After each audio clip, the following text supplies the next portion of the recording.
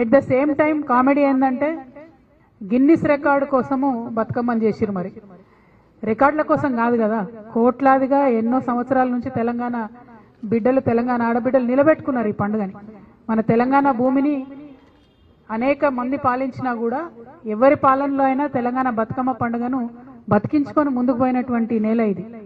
ఎప్పుడు మేము రికార్డులు అనుకోలే, ఎందుకంటే ఇప్పుడు కాదు, ఉమ్మడి ఆంధ్రప్రదేశ్లోనే కోటి బతుకమ్మల జాతర అని చేసి బొడ్డెమ్మ నుంచి మొదలు పెడితే బతుకమ్మ వరకు 28 రోజులు కోటి బతుకమ్మలు తెలంగాణ అంతా చేసినాం. కానీ గిన్నిస్ రికార్డు కోసం చేయలే, తెలంగాణ రాష్ట్రం రావాలని చేసినాం. ఇప్పుడు కూడా ప్రభుత్వం ఆ పంతాలో ఆలోచించుంటే బాగుండేది. బతుకమ్మకు బతుకమ్మ చీరలు ఇచ్చుంటే బాగుండేది. మహిళలకు ఏదైనా లాభం జరిగేటటువంటి పని చేసుకుంటే బాగుండేది. కానీ రికార్డు రావాలి, ఆ రికార్డులో ఎవరు చేసిండ్రు బతుకమ్మ అంటే గిన్నిస్ రికార్డులో రేవంత్ రెడ్డి గారు ప్రభుత్వం చేసిందని రావాలనే ఒక విచిత్రమైన వింత పోకడతోని ఈ రాష్ట్రంలో పరిపాలన జరగడం చాలా దురదృష్టకరం.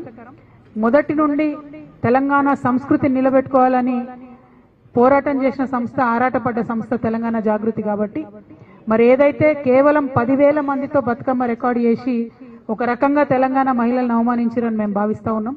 కాబట్టి వచ్చే సంవత్సరం తెలంగాణ జాగృతి ఆధ్వర్యంలో 1,00,000 మంది మహిళలతోని మేము బతుకమ్మ సంబరాలు చేసి గిన్నిస్ రికార్డు ఎక్కించి ఖచ్చితంగా బతుకమ్మ పండుగ అంటే తెలంగాణ ఆడబిడ్డల పండుగ అనేటటువంటి విషయాన్ని నిరూపిస్తాం. ప్రభుత్వం మా మరుసటి సంవత్సరం మాకు పోటీ వస్తే దాన్ని కూడా బ్రేక్ చేసినట్టు మళ్ళీ చేస్తాం.